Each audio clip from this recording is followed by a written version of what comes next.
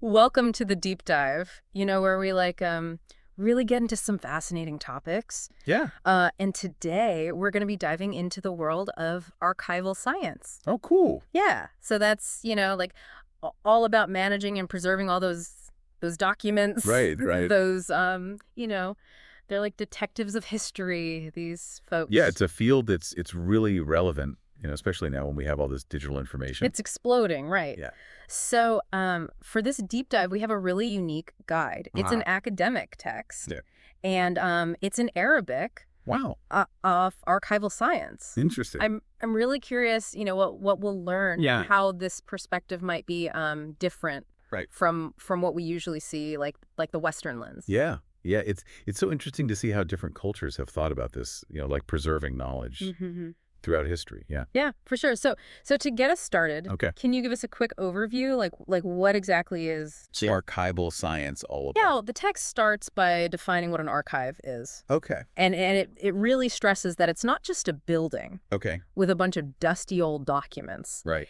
It's really about the organized collection of these records. Mm-hmm. It's about preserving them and managing them. Oh, so it's not just like hoarding old stuff. No, no. It's more active. It's about shaping how we understand and access information. Right, right. And the text even goes into the Arabic terms for archive. Oh, cool. And those terms are connected to authority and historical significance. Wow. Yeah, it really shows you how deeply the idea of preserving records is embedded in different cultures. I love that. I love those little Yeah, linguistic insights. It Yeah. really adds another layer to the conversation. totally. Now, the text um, says there are three main purposes of archival science. Right. So what are those? Well, the first one, and maybe the most obvious one, is just protecting the documents Right. physically.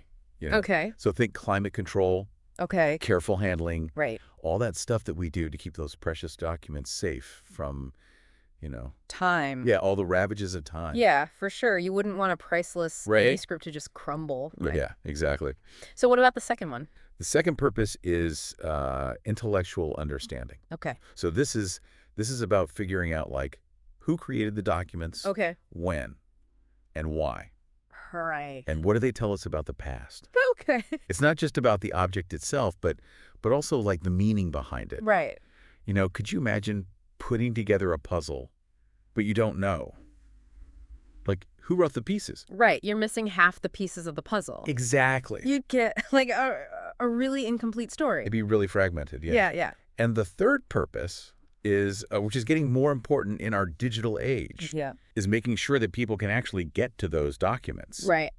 And that's things like organizing them, making catalogs and even digitizing them. Yeah, because what good is the knowledge if you can't get to it? Right, exactly. Right. Like having a library full of books that are all locked. Right, exactly. Yeah. So speaking of history, Mhm. I'm curious about how archives have changed over time. Right. How have they evolved? Well, the text points out that they've been around for a long time. Right.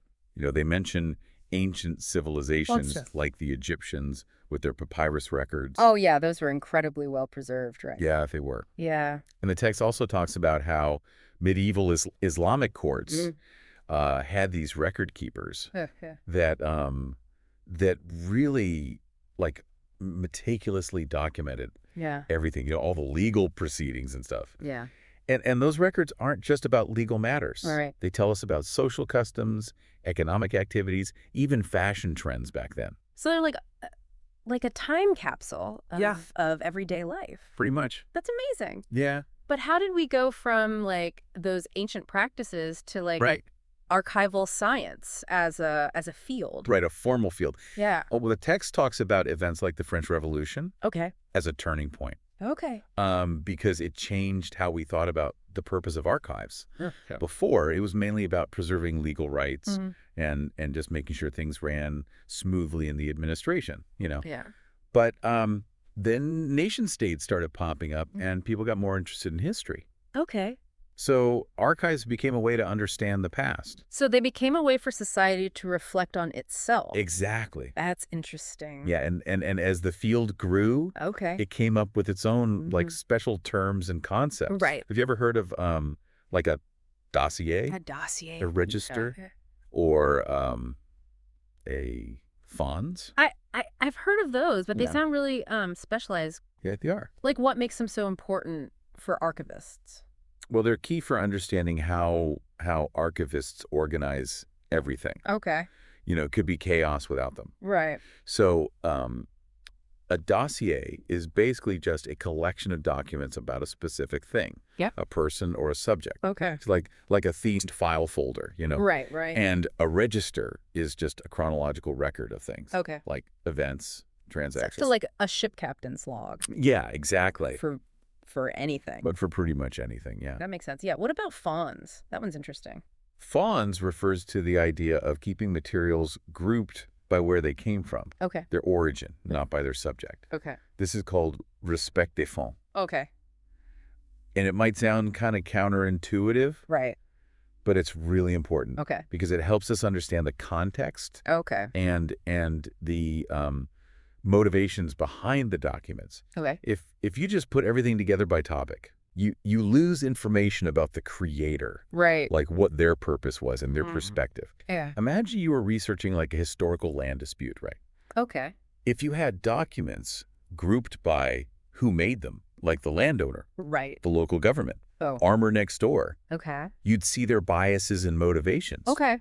You'd get a much richer picture than if they were just sorted by land disputes, So it's about preserving like the why behind the what, right? Exactly. Like a document about trade routes from a merchant will be different than one from a government official. Exactly. Yeah. Respect des fonds. Make sure we don't lose those nuances. Right. It lets researchers see these documents as products of their time, Right. not just like random pieces of information. Right. So it makes archival research much more like detective work, right? Yeah. It is, it's about piecing together Yeah. different perspectives and motivations So to get the full story. Yeah. And that's just the beginning. Okay. The text also talks about how archival science has evolved Okay. beyond just historical research. Oh, I'm curious about that. Yeah. Where do we go from here? Well, get ready, because we're jumping into the modern world of archives next. Okay. Yeah. Welcome back to the deep dive. So we're going to keep going with our exploration of archival science and look at, how it's adapting Right. to the modern world. Exactly. It's changed a lot, I bet. Oh, yeah. The text really highlights Okay. how there are like all these new formats now Okay. beyond the traditional like paper documents. Okay. So, Like what? photographs, audio recordings, films, and then, Digital stuff. yeah, all those electronic For records. emails and stuff? Yeah, emails, social media posts, all that. It seems like archivists have a lot more on their plate now, huh?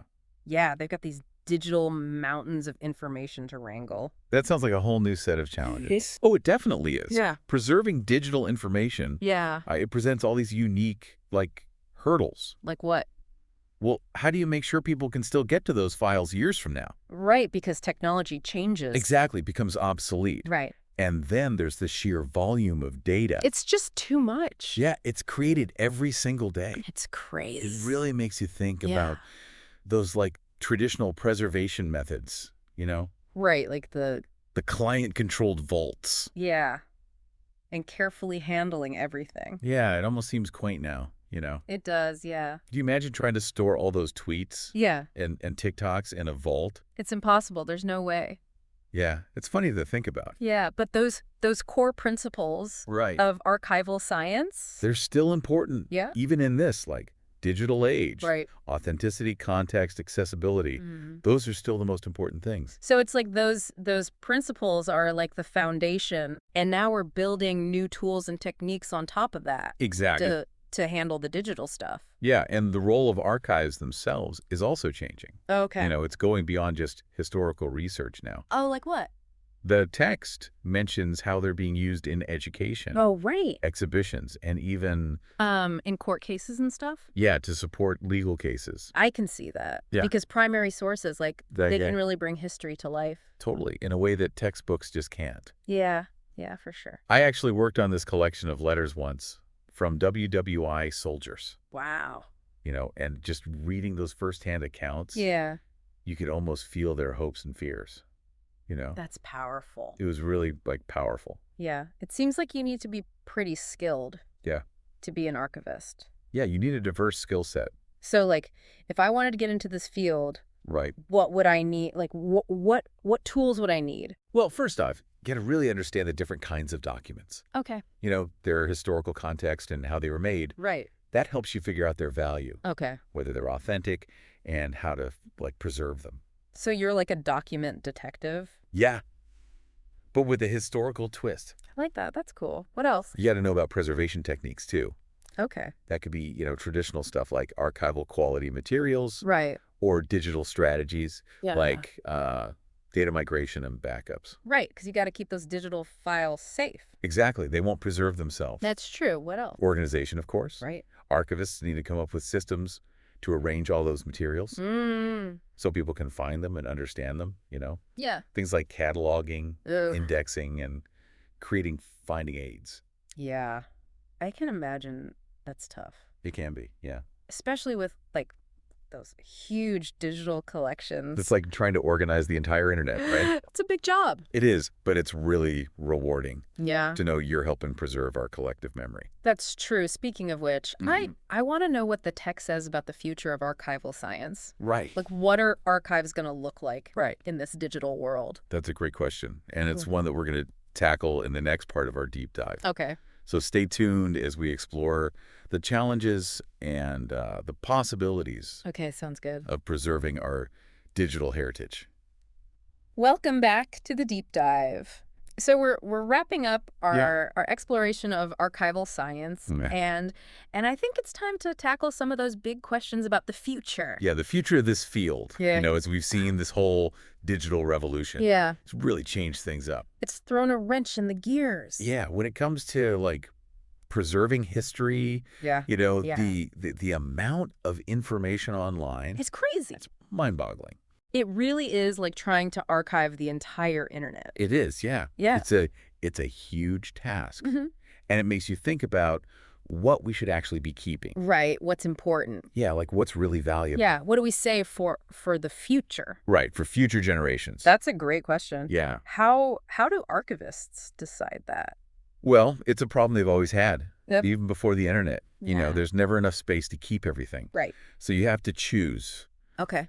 what's historically significant, Okay. what's culturally valuable, Mm. what shows us a unique perspective on the past. Right. But how do you apply those rules Right. to the digital world? Yeah. It's just so much stuff. It's a different ballgame, yeah. Yeah.